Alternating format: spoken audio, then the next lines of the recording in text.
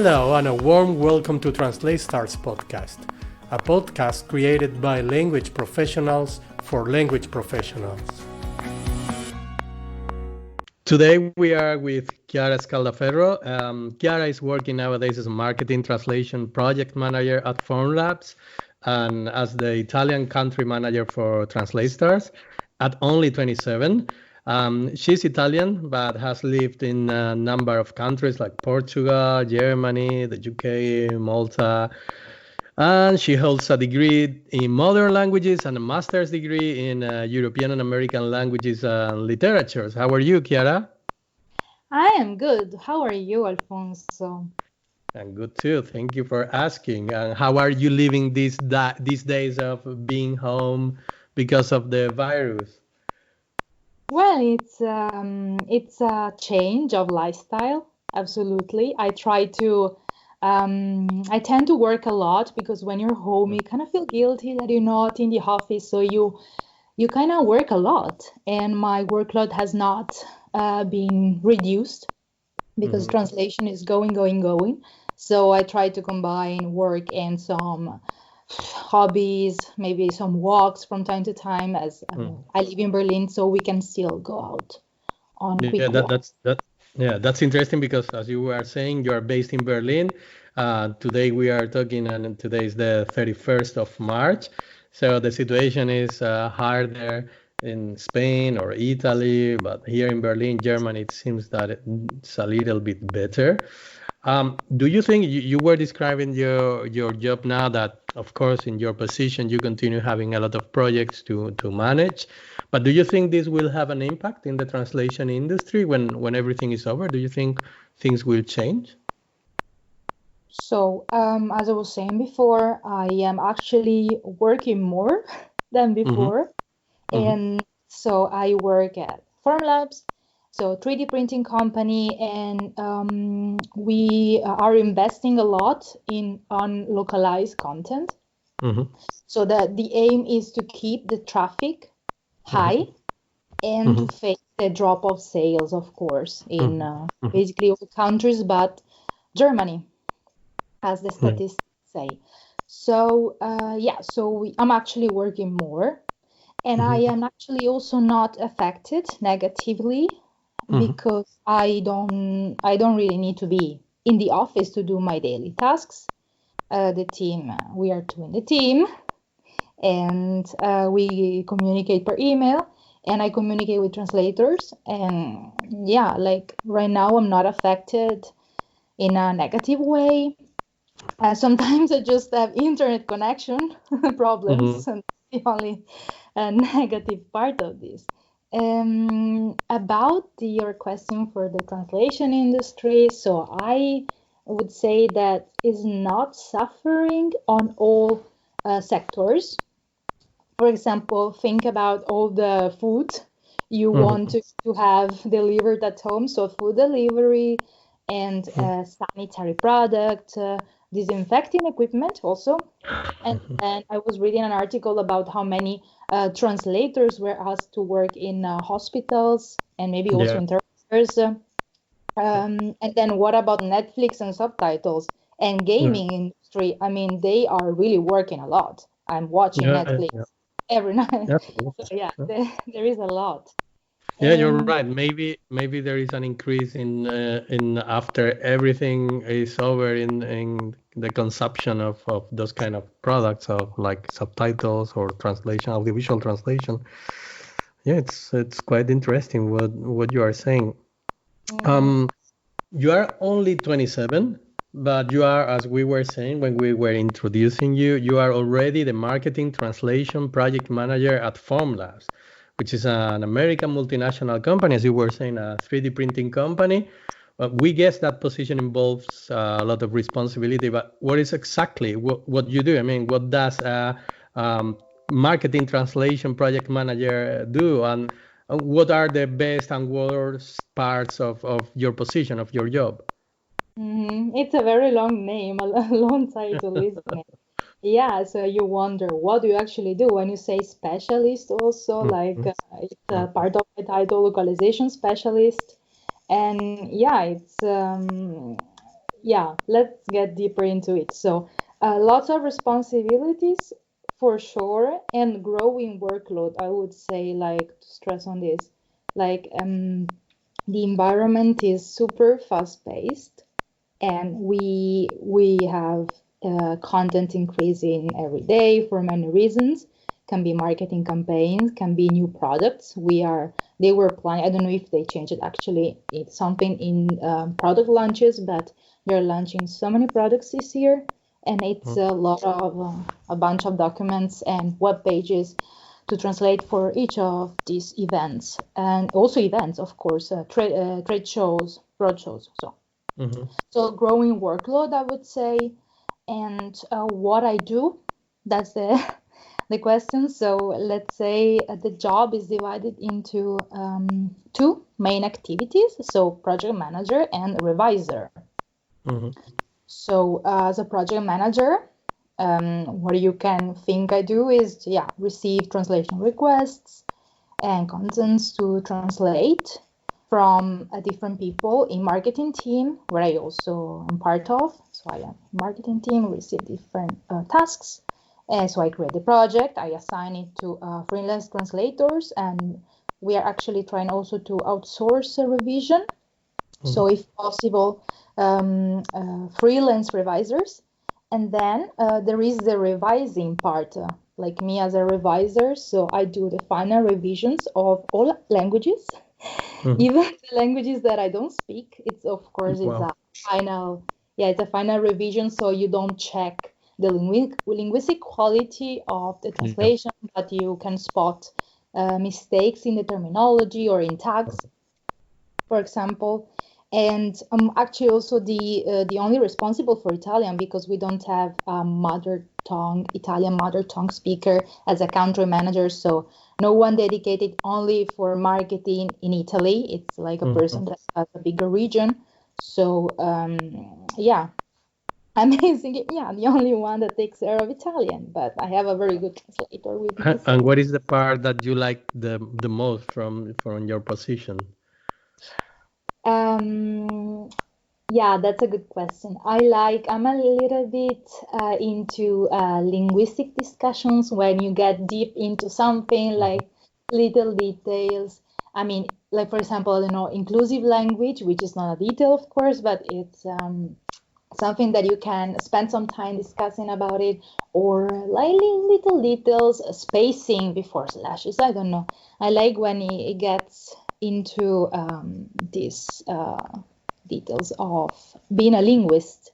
So actually, being the linguist part also, I like a lot the environment. So I like my team. I like the colleagues. The company is really really fresh, really young, and dynamic. So yeah, and also of course for this position, like in this company with this team, I am learning so many things. I learn to I mean, I've been challenged every day, and I'm not kidding. So yeah, I like improving myself a lot. So Yeah, I think that's also very important for in a job. If you are constantly challenged and you are constantly learning, it's what makes you wanting to continue working. I was thinking when you were studying at university, did you ever think you will end up working as a project manager at the age of 27, or did you imagine yourself working as a freelance translator, or what was your aim? Imagine myself working as a project manager at this age. Well, why not? I have always been quite ambitious, and I've always liked to challenge myself. I get my energy, my life energy from challenges. Like it sounds fake, but it's not. It's true. I really miss challenges. I really need challenges to be happy. Sometimes it's masochistic, so call it as you want, but yeah, this is me. So yeah, why not a project manager? Freelance translators, maybe not. And I've actually never worked for a long term, so maybe months as a freelance translators. I worked in-house as an in-house translator, and so I didn't see coming, like, let's say, the path that my career would have taken, because I graduated in foreign languages and literatures, as you said, which is quite wide. I was always passionate about translations, but my studies were not 100% focused on translations. So I found a job that I thought it was a good starting point. So in Lisbon as in-house translator. And then that kind of opened the gates to new wide world. Oh, yes. So I discovered that I like translating, but I also like the part of being in a team, communication, maybe managing, because there was some project managing tasks in my previous job. So yeah, that's it. Yeah, I was also asking you about that because sometimes we have as translators or people who finish or get the degree in translation studies, things like that, they only see their future as becoming a translator, and there is much more outside, and I think even more nowadays, and there are many more possibilities than a few years ago, and even more you can work more and more from home. So yeah, I mean, you can study languages, but you can end up being a project manager or a translation lead, or or a localization engineer, localization specialist. There are so many opportunities out there. Oh yes, and to comment on this, for example, now as you said before, and I am the country manager for TranslaStars, sorry, Italy. So it's more like, it's not only localizing content, it's creating content, adapting, transcreation, and also I wrote an article. So it's like new tasks, new things, also keyword research, so content, organic content, knowledge, these kind of things, and I discovered new passions. So you cannot know everything when you finish your studies. You can have some interest. So my suggestion is not to panic. Just try to understand what you like the most of the many things you like, maybe. And just follow this, and possibilities will come along. Yeah, absolutely. I agree with you. At the beginning, we were saying that you have lived and worked in many countries. Is that something you would recommend to do to all those who have studied modern languages or translation? Yeah, that's a big part of my life, travels and experiences abroad. I don't recommend it to only to people that study translation, but to anyone. Like experiences abroad is so important to become the person that then you are, to get out of your comfort zone and to discover new cultures, new ways of living, approaches to studies. For example, in Italy, we have these university classes where you listen to the teacher speaking for the most of the time and take notes, and then you can interact, of course. But when I did my Erasmus here in Berlin 4 years ago or 5 years ago, 5 years ago, there was this type of class like seminar that there were the students were actually making the class and preparing presentations and exposing their researches and creating conversation. So that was really interesting and really challenging. And so yes, different cultures, different approaches to research, and then also if there is if a person is interested in doing this kind of experiences abroad, I would suggest try to diversify also. Like if you want to do just Erasmus, it's fine. If you want more, maybe why not a seasonal job? Like I was working as a group leader for study holidays. So it happened twice in the UK, and it was so challenging. I actually learned a lot of my managing skills there, because you have a bunch of kids to take care of. So it's and you have to do it you have to find solutions quickly. You don't have the time to discuss with colleagues. Maybe, everything is urgent. So, and then the best that I have taken from this, like why would I recommend this? Because well, in my case, that was part of my dreams to travel, do experiences, and get out of the comfort zone. So I fulfilled my dreams, and I'm proud of the decisions I took. I'm proud of myself. Yeah, I can say it loud.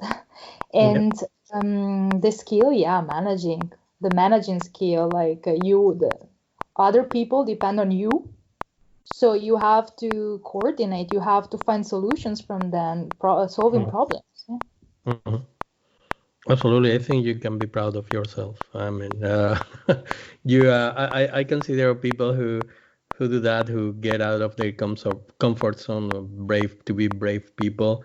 It's not easy. It's not easy to leave your house, to leave your country or your environment where you feel safe and go alone somewhere. So that's very brave, and of course that shapes your personality and makes you grow in many ways. So I agree with you. You are very brave, and you have grown. I'm sure you have grown a lot.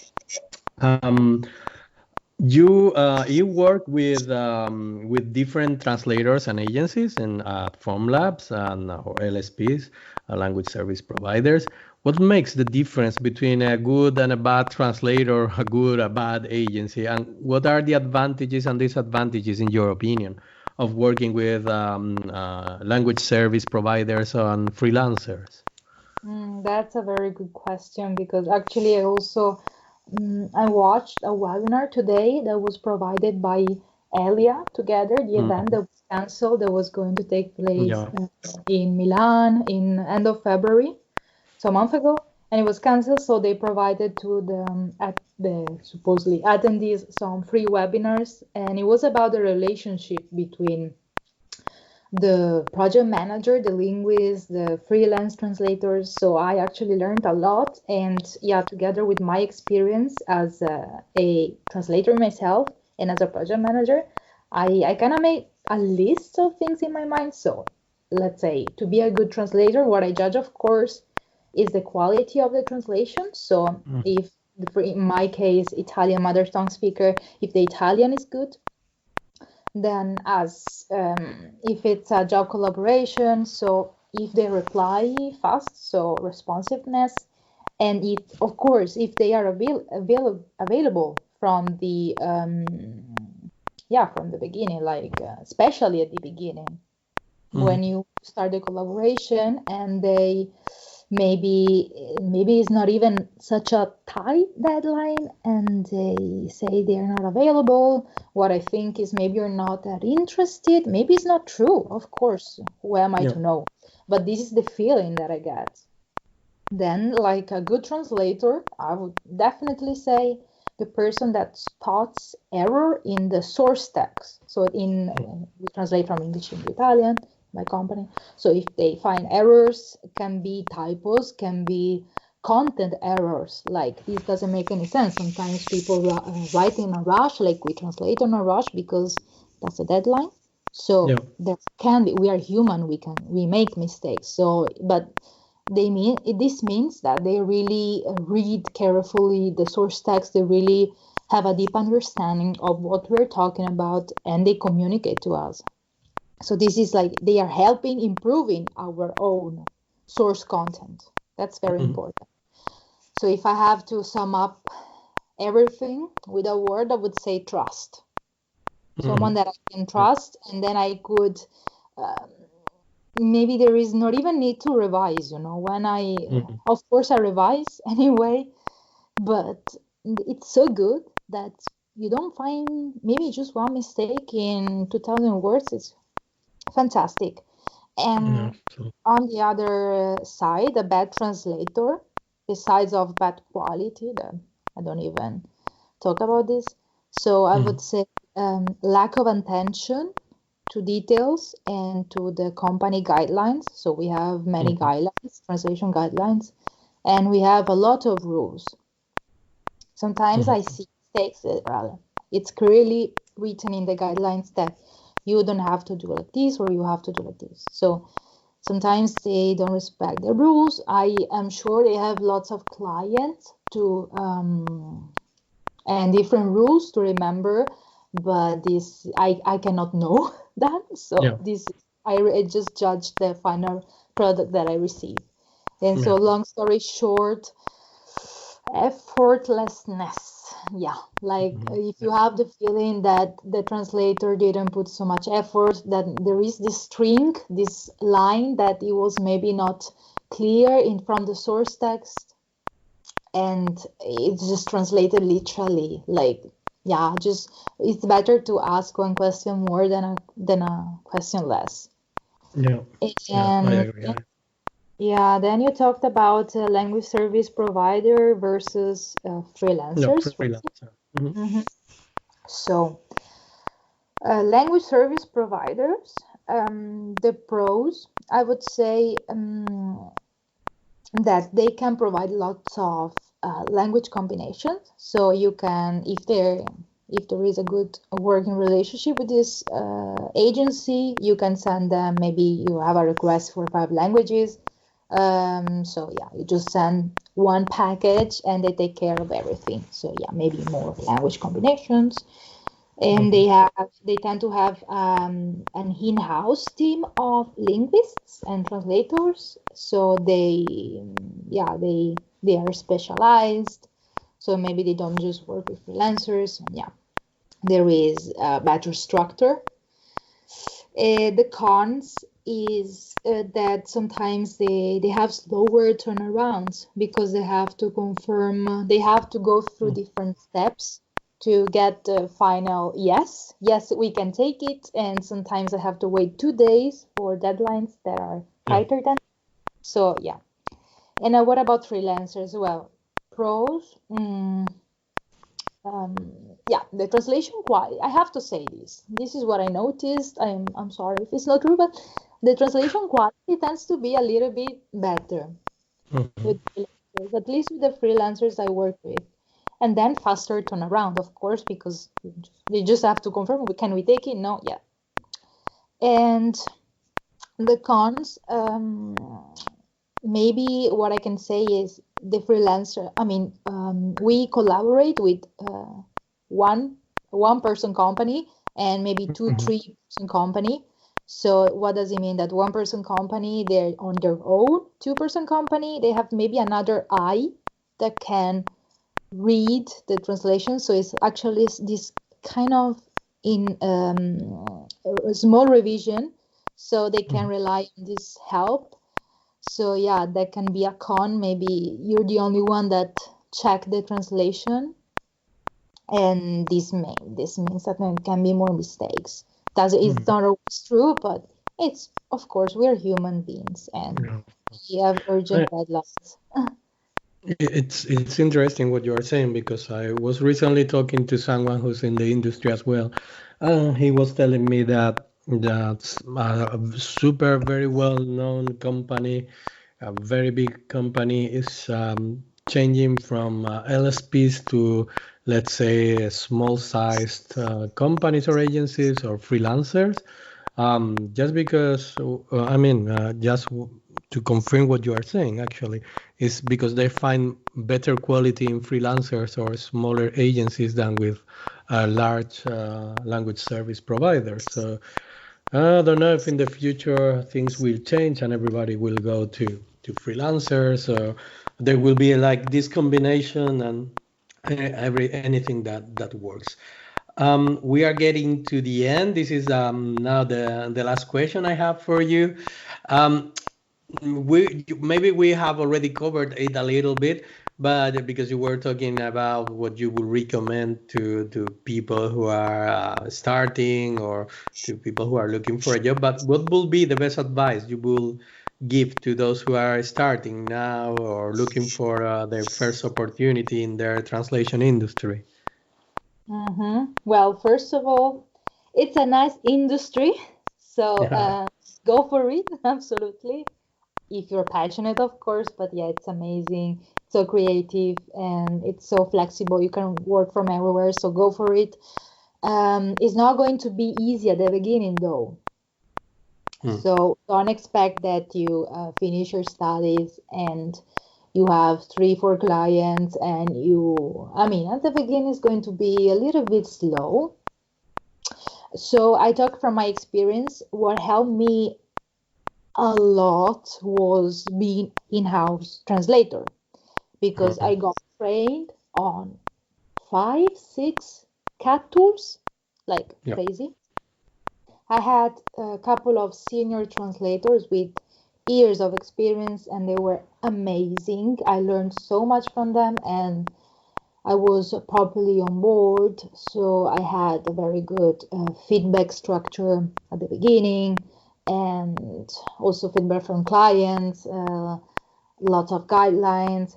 So being in-house was super helpful. So maybe not to start directly as a freelancer, start as a in-house.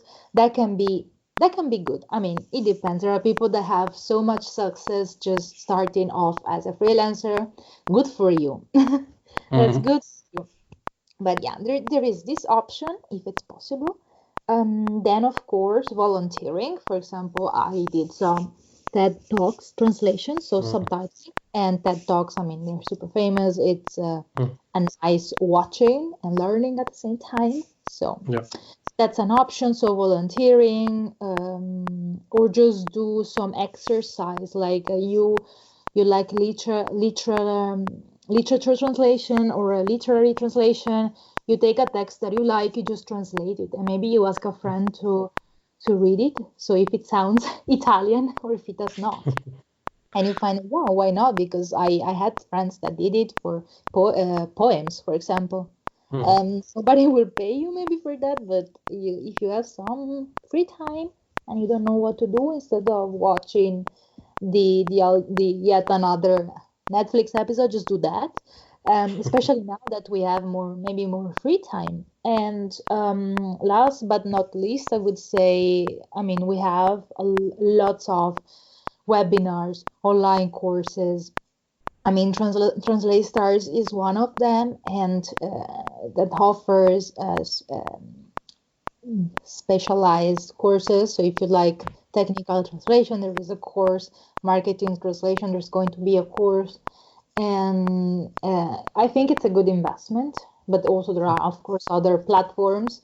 And I mean, it's a good start.